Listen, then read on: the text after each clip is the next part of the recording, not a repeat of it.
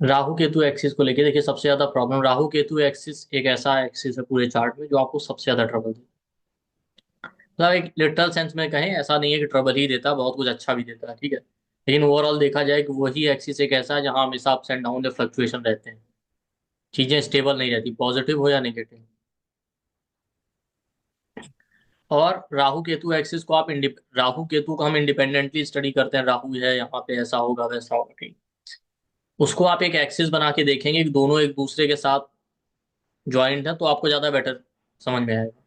दोनों में आपको एक दूसरे की क्वालिटी मिलेगी, राहु में भी केतु में भी।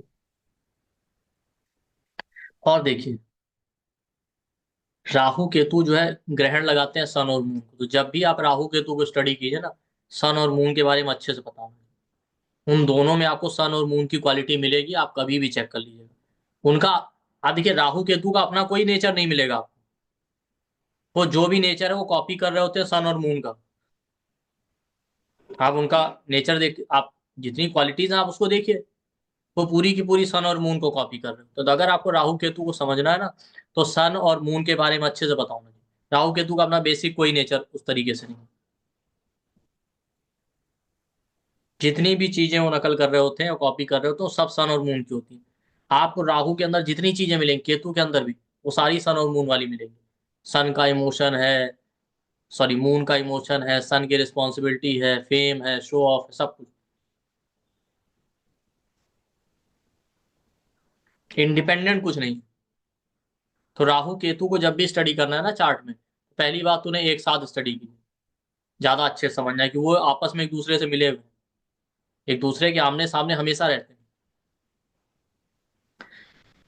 किसी भी चार्ट में आप देखेंगे तो राहु केतु कभी अलग तो चलते नहीं, हमेशा साथ में ही चल रहे हैं, एक पेयर की तरह। भाई राहु और केतु आपस में एक दूसरे से सेवंथ हाउस में होते हैं, ठीक है। मतलब एक दूसरे को कंप्लीट कर रहे हैं, सेवंथ हाउस कंप्लीशन का है, और एक दूसरे के लिए मारक भी है। आप दोनों साइड से देखिए, एक दूसरे को कंप्लीट भी करता है सेवंथ हाउस, और एक दूसरे के लिए मारक भी। कैसे? भाई कंप्लीट करता है मतलब वो चीजें रिक्वायर्ड है वो आपके पास है, तो आप कंप्लीट फील कर, ठीक है। वो चीजें नहीं है आपकी लाइफ में, तो आपके लिए मारक जैसी फील हो रही। तो इस तरीके से राहु केतु बिहेव करते हैं। तो राहु की जितनी क्वालिटीज हैं उनको कंप्लीट करने के लिए आपको केतु वाली चीजें चाहिए, केतु को कंप्लीट करने के लिए राहु वाली। पर एक्सेस में हो जाए तो वो एक दूसरे के लिए मारक है। भाई कोई चीज तब हो सकती है आपके लिए प्रॉब्लमेटिक, या तो absent है और आपको चाहिए वो चीज, या एक्सेस में हो जाए। दो में से कुछ भी होगा तो आपके लिए मारक जैसा ही होगा। जब हमने मारक पढ़ा था तब भी एक आता ना, सेकंड हाउस आपका फूड का है। आप खाना ज्यादा खा लें तो भी पेट खराब हो जाएगा, नहीं खाएंगे तो भी खराब हो जाएगा। बैलेंस में होगा तभी ठीक रहेगा। तो राहु केतु ऐसे ही है। इसीलिए आप कभी भी राहु केतु को स्टडी कीजिए, राहु में केतु वाली, केतु में राहु वाली क्वालिटी मिलेगी। जैसे कॉमन है कि हम समझते हैं केतु स्पिरिचुअलिटी को रिप्रेजेंट, या डिटैचमेंट।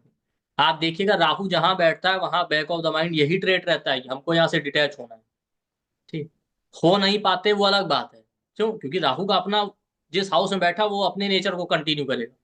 वो जो पीछे से आपके थॉट आ रहा है ना कि हमको डिटैच होना, वो सामने केतु वाला है, क्योंकि सेवंथ हाउस डिजायर का भी होता है। तो डिजायर है, डिजायर पूरी होगी कि नहीं होगी वो अलग बात है, लेकिन हमेशा ही रहेगा कब इन चीजों से हमें छुटकारा मिलेगा। वो केतु वाला क्वालिटी है, इसलिए दोनों में एक दूसरे की क्वालिटी आपको मिलती है। केतु में आप देखिए, केतु डिटैचमेंट का कारक है, लेकिन केतु एक्सट्रीम ऑब्सेशन देता है, अटैचमेंट देता है। क्यों? क्योंकि वो सामने राहु वाली क्वालिटी है। एंड का गोल तो केतु का डिटैच करना ही है, और डिटैच ही करता है, आपको चीजों से कट ऑफ कर देता है। पर अटैच करके करता है क्योंकि उसकी डिजायर है। मतलब बार बार मैं जब शुरू से कह रहा था, तो आप इस बात को समझिए, बेसिक बहुत अच्छे से आने चाहिए। अब आपको समझ में आ रहा है, हाउस ही और हाउस प्लेनेट उनको ही यूज कर रहे हैं, बस यूज करने के तरीके अलग अलग हैं। तो सेवंथ हाउस कंप्लीशन का भी है, सेवंथ हाउस मारक है, और सेवंथ हाउस डिजायर है। इसीलिए आप देखेंगे दोनों एक दूसरे के आमने सामने होते हैं, एक दूसरे की क्वालिटी को कैरी कर रहे हैं। जब भी आप राहु केतु का नेचर स्टडी कीजिए आपको देखिए। पर डिफरेंस क्या है? डिफरेंस आप समझ जाइए कि एक दूसरे से आमने सामने थे, एक दूसरे से सेवंथ हाउस में। तो एंड रिजल्ट वही होगा, वो जिस हाउस में बैठे अपना जो उनका कैरेक्टरिस्टिक है वही रिजल्ट देंगे। वो जो सामने वाले प्लेनेट का ना, वो आपका डिजायर है, वो आपके माइंड में रहेगा, आप उस तरीके की चीजें करेंगे। एंड गोल कभी वो नहीं। भाई डिजायर पूरी भी हो सकती, नहीं भी पूरी हो सकती, वो ओवरऑल चार्ट पे डिपेंड। सारी इच्छाएं पूरी हो ऐसा कोई जरूरी नहीं।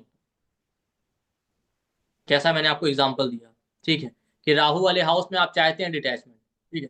अब जरूरी नहीं कि आप डिटैच हो पाए, आप स्पिरिचुअल ग्रोथ आपको मिले, मिल भी सकती, नहीं भी मिल सकती। वो तो डिपेंड करेगा उनके डिस्पोजिटर के ऊपर, राहु केतु के, और बाकी चार्ट का फ्लो क्या कहते हैं। इसलिए आप देखिए, राहु वाले एक्सट्रीमली स्पिरिचुअल होते हैं, अगर वैसा चार्ट है तो।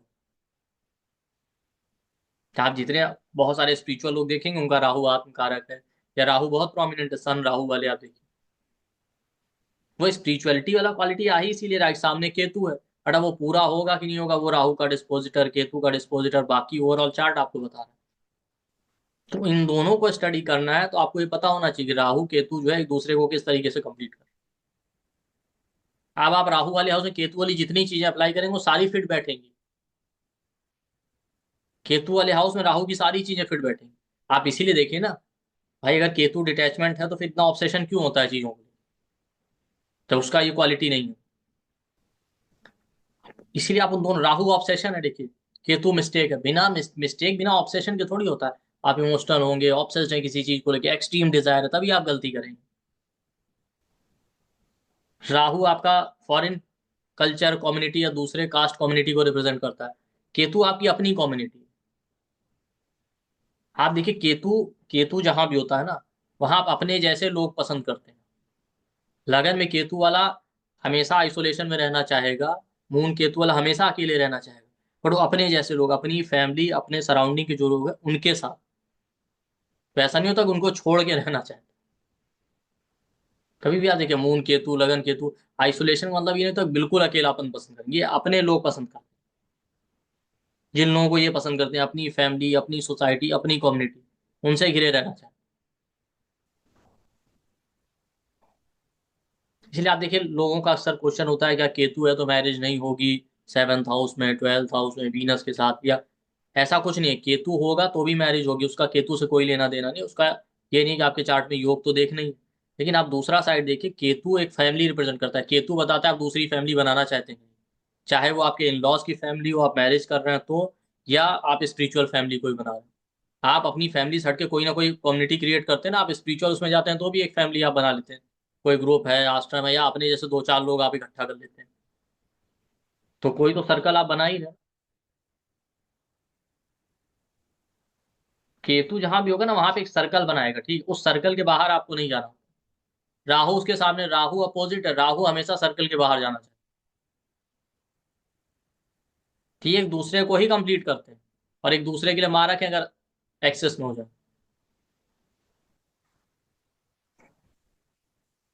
इसलिए जब भी आप राहु केतु को किसी भी हाउस में प्लेनेट का स्टडी कीजिए, आप वीनस राहु वाला चार्ट देख लीजिए, वीनस केतु वाला, आपको लगेगा लगभग चीजें सेम ही हैं। उसमें डिफरेंस होता है। वीनस राहु वाले में मैनिफेस्ट हमेशा राहु वाली क्वालिटी होंगी, पीछे दिमाग में केतु वाली चीजें चलती रहेंगी। स्पिरिचुअल आप पूछ के देखिए उनसे, उनको लग्जरियस पार्टनर चाहिए होगा, पैसे वाला चाहिए होगा, सुंदर चाहिए होगा, और दिमाग में स्पिरिचुअल भी होना चाहिए भी, वो डिजायर है केतु वाली जो चीज है, ठीक है। मैनिफेस्ट तो राहु वाली ही होंगी। आप कभी भी देखिए किसी भी चार्ट में, वीनस केतु वालों को वीनस केतु वाला ही चाहिए। राहु वाली तो सिर्फ उनकी डिजायर होती है पीछे, कि हाँ पैसा भी हो जाए, ये भी हो जाए। उनको खुद ही नहीं पता होता, कंफ्यूज होते हैं। हम राहु केतु को पहले पढ़ चुके हैं डिटेल में, तो हम वो नहीं पढ़ रहे हैं, लेकिन मैं आपको बताने की कोशिश कर रहा हूँ कि एक एक्सिस में किस तरीके से भी है। और जो दूसरी बात मैंने की, राहु केतु का अपना इंडिपेंडेंट कोई नेचर नहीं, वो सिर्फ सन और मून को ही नकल करते हैं, उनको ही कॉपी कर रहे हैं। उन दोनों के अंदर आप सन और मून की ही क्वालिटी मिलेगी। भाई मून के ही नोड है ना ये, अलग तो है नहीं। तो सन और मून की जितने कैरेक्टरिस्टिक हो उनको ही कॉपी करते हुए मिलेंगे किसी ना किसी तरीके से। चाहे वो मून का इमोशन हो, सन का ईगो है, सेल्फ रिस्पेक्ट है, फेम है। आप देखिए राहु के अंदर इमोशन मिलते हो, मून का क्वालिटी। केतु जो इंट्रोवर्ट नेचर देता है वो सन का क्वालिटी है, ठीक है। सन का एक क्वालिटी होता है, सन अगर स्ट्रांग होगा तो इंसान ज्यादा बोलना पसंद नहीं करता, बहुत नपे तुले शब्दों में ही बात करेगा, और बहुत सोच समझ के। स्पेशली सन प्रोमिनेंट हो जाए, लगन में हो, सेकंड हाउस स्पीक का, सेकंड हाउस से कनेक्टेड, अब देखिए इंसान फालतू बात नहीं करेगा ज्यादा। और गिनती के ही शब्द यूज करेगा। केतु उसको ही कॉपी कर रहा है। केतु बिल्कुल इंट्रोवर्ट है, वो बिल्कुल ही कम बोलना पसंद करता है। भाई वो उन्हीं चीजों को बस एक्सट्रीम में ले जा रहे हैं राहु केतु, और कुछ नहीं कर रहे। मून का क्वालिटी, मून के पास इंट्यूटिव स्किल होती है ना। मून इंट्यूटिव स्किल होती है, वो फील करता है। आप देखिए मून कभी आपको कुछ बताएगा नहीं, खुद से फील करेगा अच्छा होने वाला है बुरा होने वाला है। राहु के अंदर इंट्यूटिव स्किल मिलती है, लेकिन राहु का जो इंट्यूशन होता है जिस हाउस में बैठा हो, वहां एक तरीके से आप उस चीज को कह देते हैं और हो जाता है, जिसको आप प्रिडिक्शन कह सकते हैं। डिफरेंस समझिए, है वो मून का ही क्वालिटी वो कॉपी कर रहा है। लेकिन आप कभी भी देखिए राहु जिसका प्रोमिनेंट होगा, वो जो चीजें जो कह देगा वो हो जाएगी। सेकंड हाउस में राहु है, सेकंड लॉर्ड के साथ राहु है, आप जो प्रिडिक्शन के लिए अच्छा होता है। इसीलिए कि ऐसे लोग जो भी कहते हैं वो मैनिफेस्ट होती हैं, वो चीजें फिट बैठती हैं। लोग कहेंगे आपसे भाई आप कह देते हैं तो हो जाता है। वो मून का ही क्वालिटी, वो इंट्यूशन मून से ही आ रहा है। बट आप डिफरेंस समझिए, मून उसको एक्सप्रेस नहीं करता उस तरीके से। राहु के अंदर एक्सट्रीम है, राहु कह देता है। ठीक जैसे सन था, सन नपी तुले शब्दों में बात करता है, केतु उसको बिल्कुल ही कम बात करता है। केतु के साथ प्रॉब्लम है कम्युनिकेशन। तो ये सन और मून की जितनी क्वालिटी है ना, ये राहु और केतु उसको बढ़ा रहे होते हैं, एक्सट्रीम में ले जाते हैं, या बिल्कुल जीरो पे कम कर देंगे या बिल्कुल बढ़ा के ले जाएंगे। अपना इनका कोई नेचर नहीं है।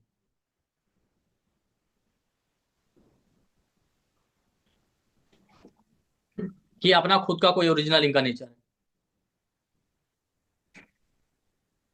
ठीक। तो जब भी राहु केतु को स्टडी कीजिए तो ये भी ध्यान रखिए कि भाई इनका अपना कोई नेचर नहीं। ठीक, ये सन और मून को ही कॉपी कर रहे हैं।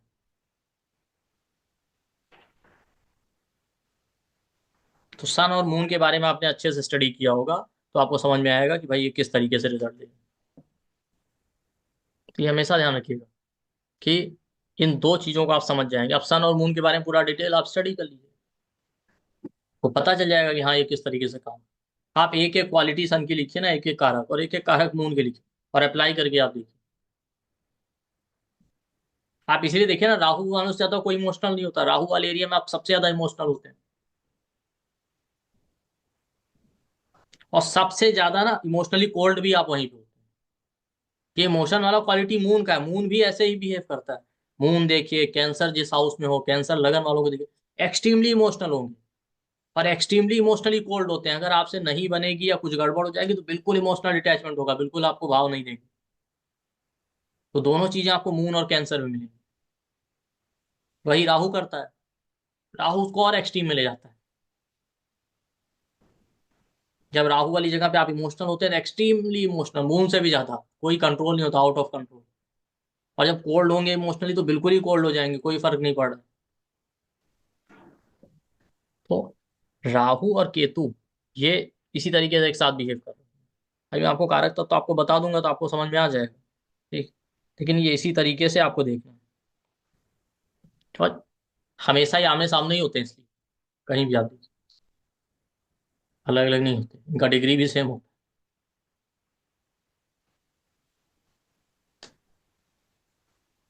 तो ऐसा कुछ नहीं है कि राहु आपको बहुत भोग विलास लग्जरी की तरफ ले जाए, और आपके रीबर्थ का रीजन भी है। इसे देखिए, केतु आपकी पास्ट लाइफ है, राहु आपकी प्रेजेंट लाइफ है। इस तरीके से लोग उसको स्टडी करते हैं। 3, 6 और 11 हाउस ना सबसे ज्यादा इंपॉर्टेंट है आपके रिबर्थ के लिए। और तीनों ही जगह राहु प्रोमिनेंट मिलता है। कैसे? काल पुरुष के चार्ट में जेमिनाई आता है थर्ड हाउस में, उसमें राहु एक्सॉल्टेड होता है। ठीक है। वर्गो में राहु का मूल त्रिकोण है। ठीक। और क्या बोलते हैं, 11th हाउस में एक्वेरियस साइन आता है। एक्वेरियस साइन राहु का कोलॉर्ड है, राहु का। तो आपके रीबर्थ का जो रीजन है वही राहु। दूसरे तरीके से आप देखिए, आपका रीबर्थ तब तक नहीं होता जब तक कि भाई आपकी सारी इच्छाएं पूरी हो गई होंगी, सारे काम आप खत्म कर चुके हैं, तो आपका रीबर्थ नहीं होगा। ठीक है।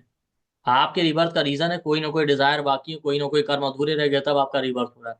और आप देखिए 3, 7, 11 ये आपके डिजायर थे। ठीक है। और 6th हाउस आपके वीकनेस का षड रिपू। भाई जिसके अंदर ईर्ष्या जलन अहंकार ये षड रिपू नहीं होंगे ना, वो तो मोक्ष पा ही जाएगा। और ये 3, 4 हाउस ही प्रोमिनेंट है, और चारों जगह राहु का रूल है। कैसे?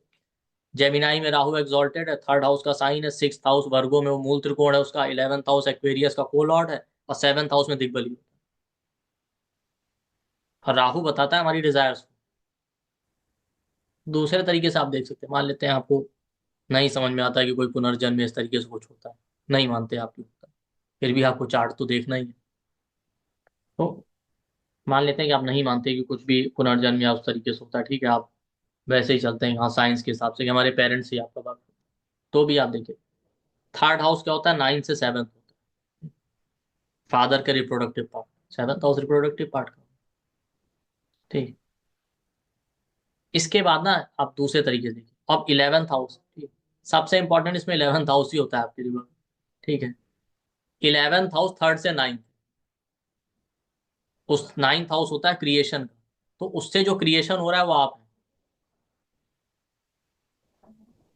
मैं एक्चुअली बताऊं कि आपका क्रिएशन फादर से ही होता है, एक्टिव रोल फादर का ही होता है, उस पर आप डिबेट कर सकते हो, बात की बात है, ठीक है, अभी इस क्लास में तो नहीं करेंगे, लेकिन आप जितने स्क्रिप्चर और टेस्ट पढ़ेंगे पूरी चीजें आप देखेंगे तो एक्टिव रोल फादर का ही होता है।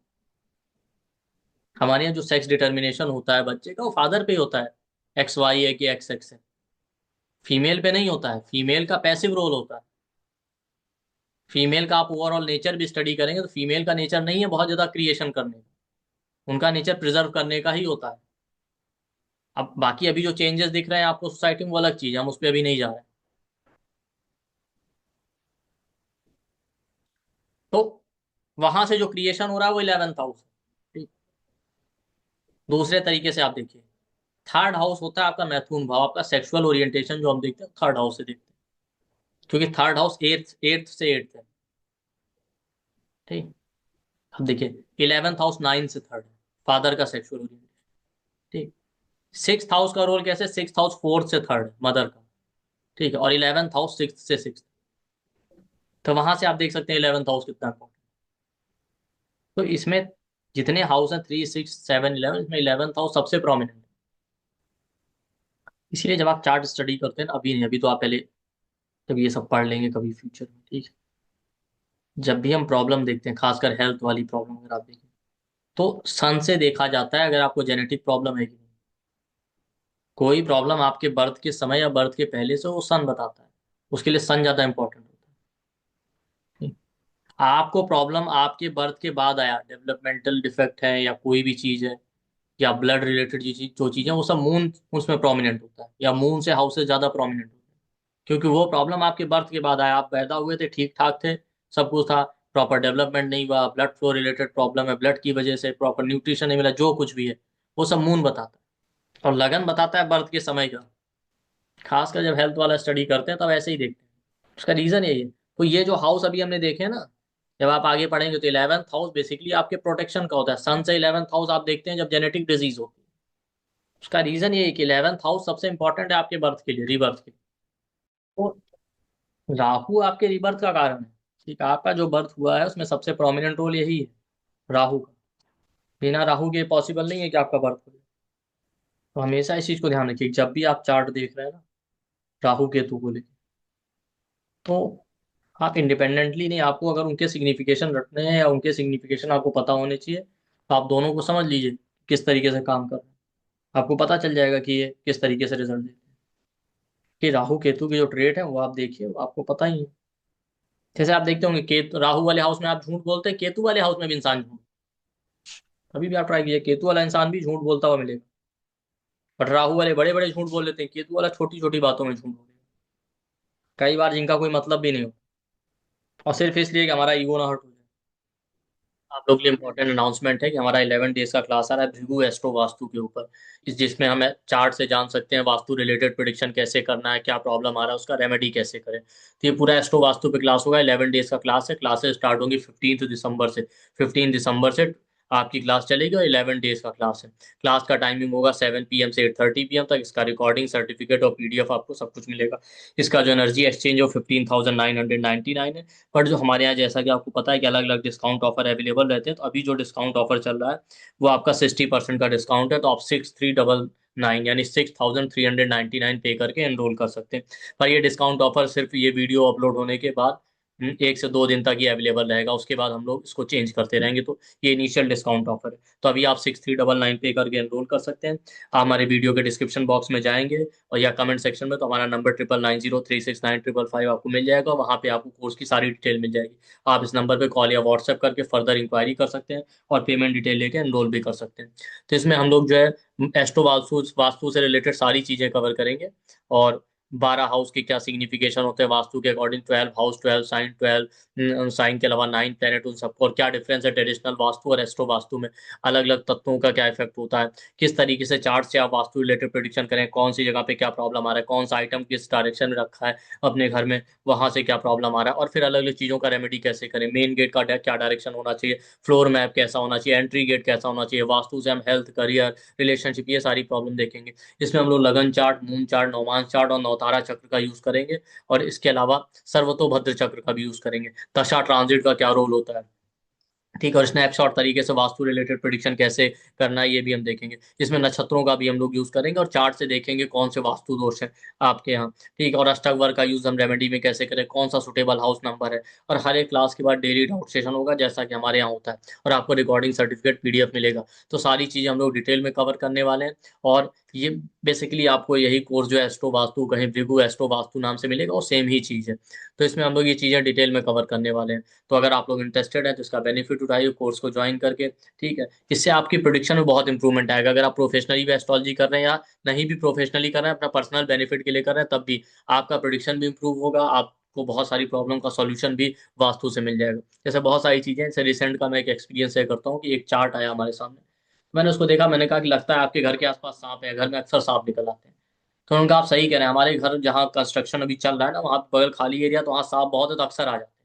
ठीक है, इस तरीके की चीजें जो है आप छोटी छोटी चीजें भी प्रोडिक्ट कर सकते हैं, और उनसे रिलेटेड क्या प्रॉब्लम है। तो आप हमारे वीडियो के डिस्क्रिप्शन बॉक्स और कमेंट सेक्शन में जाइए, हमारे नंबर पे कॉल या व्हाट्सएप करके आप फर्दर इंक्वायरी कर सकते हैं। और वीडियो के डिस्क्रिप्शन बॉक्स और कमेंट सेक्शन में आपको जो है डिटेल इन्फॉर्मेशन मिल जाएगा कोर्स का। तो वीडियो को लाइक कीजिए, शेयर कीजिए, चैनल को सब्सक्राइब कीजिए। थैंक यू, नमस्ते।